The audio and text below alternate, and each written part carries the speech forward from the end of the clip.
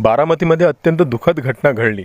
महाराष्ट्राला सुन्न करणारी आणि धक्कादायक बातमी समोर आली। अजितदादा पवार यांचं विमान या बारामतीच्या जे काही एअरपोर्ट आहे तिथं लँड करताना मोठा अपघात होऊन स्फोट होऊन त्यामध्येच त्यांचा मृत्यू झाल्याची बातमी सर्वत्र पसरली। या दुर्घटनेत अजितदादा पवार यांच्यासह त्यांचे सोबत असलेले अन्य 5 जणांचा मृत्यूसुद्धा झालेला आहे। या बातमीमुळे संपूर्ण महाराष्ट्रावर शोककळा पसरली आहे। आगामी जिल्हा परिषद आणि पंचायत समिती निवडणुकांच्या प्रचारासाठी अजितदादा पवार आपल्या बालेकिल्ल्यात म्हणजेच की बारामतीच्या दौऱ्यावर होते। त्या दिवशी दिवसभरात त्यांच्या 4 सभांचे आयोजन त्या ठिकाणी होते। या नियोजित दौऱ्यांसाठी ते सकाळी विमानाने बारामतीला पोहोचले। मात्र विमानतळावर उतरत असतानाच लँडिंग दरम्यान त्यांची खूप मोठी दुर्घटना त्या ठिकाणी झाली आणि त्यांचं जे काही विमान आहे हे भीषण स्फोटामध्ये फुटून गेलं आणि याच दुर्घटनेमध्ये त्यांचा मृत्यू झाल्याची बातमी समोर आली। प्रत्यक्षदर्शी यांनी दिलेल्या माहितीनुसार विमान धावपट्टीवरून उतरत असतानाच ही दुर्घटना घडली। विमान कोसळताच त्याने पेट घेतला आणि 3 ते 4 स्फोट होऊन हे विमान एकदम अगदी कोळसा बनून गेले आणि या विमानातच 5 जणांचा मृत्यू झाल्याची बातमी वाऱ्यासारखी संपूर्ण महाराष्ट्रभर पसरली। परंतु आता एक गोष्ट या ठिकाणी ध्यानात घेण्यासारखी आहे की या विमानात खरंच अजितदादा पवार बसलेले होते का? कारण की आता ब्लॅक बॉक्स मिळालेला आहे आणि विमानाचा ब्लॅक बॉक्स मिळाल्यानंतर त्यामधील संपूर्ण माहिती संपूर्ण सत्य उघडकीस आलेलं आहे।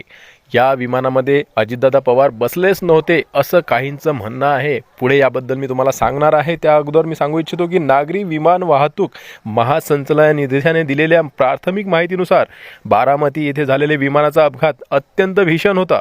या विमानात महाराष्ट्राचे उपमुख्यमंत्री अजितदादा पवार यांच्यासह एकूण 5 व्यक्ती होत्या। अजित पवार यांच्यासोबत त्यांचे एक PSO आणि एक सहाय्यक प्रवास करत होते। विमानाचे नियंत्रण करण्यासाठी 2 क्रू मेंबर्स ज्यात मुख्य पायलट आणि सह पायलट यांचा समावेश होता। DGCAने दिलेल्या प्राथमिक माहितीनुसार या भीषण क्रॅश लँडिंगमध्ये विमानातील कोणीही वाचू शकले नाही।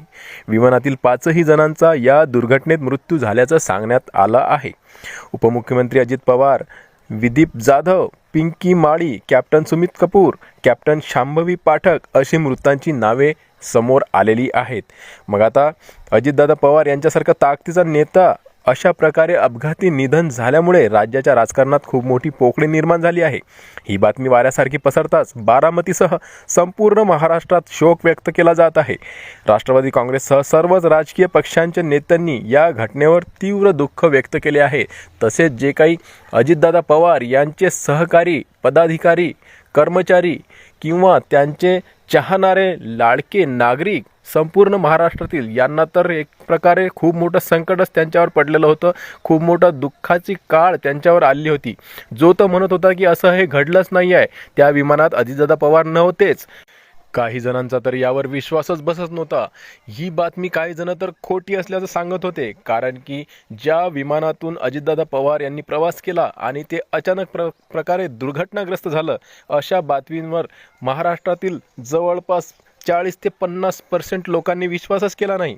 जो तो म्हणत होता की हे खोटी बातमी आहे, अजितदादा पवार आम्हाला सोडून जाऊच शकत नाही। तर आता या विमानाची जो काही दुर्घटना झाली याचा शोध घेण्यासाठी महत्त्वाचा भाग असलेला ब्लॅक बॉक्स हा आता मिळालेला आहे आणि बारामतीच्या विमानतळाच्या परिसरातून यशस्वीरित्या हस्तगत करण्यात आलेला आहे। 29 जानेवारीला या ब्लॅक बॉक्स मिळाल्या असल्याची माहिती समोर आली। नागरी विमान वाहतूक मंत्रालयाने दिलेल्या माहितीनुसार या उपकरणातून मिळणाऱ्या माहितीमुळे अपघाताचे नेमके कारण काय हे कळण्यास मदत होते आणि ते झालं सुद्धा। आता ब्लॅक बॉक्स मिळालेला आहे। आता नेमकं यामध्ये काय मिळालं आहे हे आपण समजून घेऊया, परंतु त्या अगोदर जाणून घेऊया की ब्लॅक बॉक्स म्हणजे काय आणि ते कसं काम करते। बघा, ब्लॅक बॉक्स म्हणजे हे विमानातील एक अत्यंत महत्त्वाचे इलेक्ट्रॉनिक रेकॉर्डिंग उपकरण आहे। नावाप्रमाणे ते काळे नसते। अपघातानंतर मलब्यात सहज शोधता यावे यासाठी ते भडक केशरी रंगाचे असते। विमानाचा अपघात झाल्यावर जेव्हा संपूर्ण विमान जळून खाक होते तरीही हा बॉक्स साबूत राहतो। तांत्रिकदृष्ट्या याचे 2 मुख्य भाग असतात, फ्लाइट डेटा रेकॉर्डर आणि विमानाचा वेग, उंची आणि इंजिनची स्थिती नोंदवितो आणि कॉकपिट व्हॉइस रेकॉर्डर जो वैमानिकाचे एकमेकांशी आणि एअर ट्रॅफिक कंट्रोलशी झालेले शेवटचे संवाद रेकॉर्ड करतो. तर हे कसे काम करते हे आपण बघूया. हे उपकरण विमानातील सर्व हालचालींची आणि ध्वनींची डिजिटल नोंदणी करते. अजितदादा पवार लिअरजेट 45 या विमानाने जेव्हा लँडिंगच्या वेळी धावपट्टीवरून घसरले आणि त्यांना आग लागली, तेव्हा शेवटच्या क्षणापर्यंत विमानात काय घडले या सर्वांचा डेटा या बॉक्समध्ये सुरक्षित असतो. नेमकं पायलटने काय म्हटलं, आतमध्ये काय बोलणं झालं, त्याचबरोबर या बॉक्समध्ये असलेल्या सगळ्या मेमरी चिप्स अत्यंत कडक कोटिंगमध्ये सुरक्षित असतात, ज्यावर भीषण आग किंवा पाण्याचा कोणताही परिणाम होत नाही. तपासादरम्यान तज्ज्ञ या चिप्समधील डेटा रिकवर करून अपघातापूर्वीचे वैमानिकाचे शेवटचे शब्द आणि विमानातील तांत्रिक बिघाडाचे विश्लेषण करतात आणि त्या आधारे ठरवण्यात येते की नेमकं अंतिम घडीला काय झालं होतं.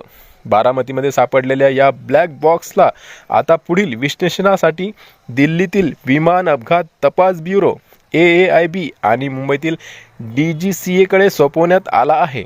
प्राथमिक अंदाजानुसार कमी दृश्यतामान आणि तांत्रिक बिघाडामुळे हा अपघात झाला असावा असे बोलले जात आहे. परंतु ब्लॅक बॉक्समधील माहिती उघड झाल्यावरच या घटनेमागचे नेमके कारण काय हे समोर येणार आहे. अजितदादांच्या निधनाने संपूर्ण महाराष्ट्र पोरका झाला आहे.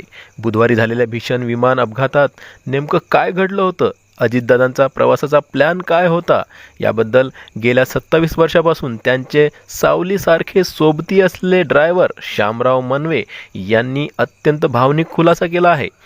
ड्रायव्हर शामराव मनवे यांनी सांगितलं की 27 जानेवारी रोजी मंत्रिमंडळाची महत्त्वाची बैठक होती. ही बैठक उशिरापर्यंत चालली असल्यानं आमचा पूर्वनियोजित बेत असा होता की आम्ही त्याच रात्री बाय रोड रस्ते मार्गे मुंबईहून बारामतीला निघणार होतो. मात्र बैठकीला खूप उशीर झाला असल्यानं दादांना विश्रांतीची गरज होती आणि सकाळी लवकर बारामतीला पोहोचणेही गरजेचे होते. त्यामुळे उशीर झाल्यामुळे त्यांनी गाडीने प्रवास न करण्याचा निर्णय घेतला आणि ते बाय प्लेन बारामतीला निघाले आणि हा प्रवास त्यांचा शेवटचा प्रवास ठरला. नियतीने त्यांच्यावर झेप घेतली. अजितदादांच्या अंत्यविधीला संपूर्ण महाराष्ट्रातून त्यांच्या चाहत्यांनी खूप मोठी तुफान गर्दी बारामतीला केली होती आणि ढसाढसा रडू लागले होते, कारण की दादांचं प्रेम त्यांच्या मनावर ठसून होतं. असा नेता होणे नाही, दादा फक्त दादाच होते, त्यांची जागा कुणीही घेणार नाही, अशा प्रकारचे वक्तव्य त्यांचे होते. आणि म्हणूनच भावनिक झाल्यामुळे त्यांचं म्हणणं असं आहे की दादा गेलेच नाही आहेत, दादा अजूनही जिवंत आहेत आणि ते आपल्या सर्वांसोबत आहेत, आपल्या मनामध्ये ते अजूनही जिवंत आहेत, अशी प्रतिक्रिया सर्वांनी दिली आहे.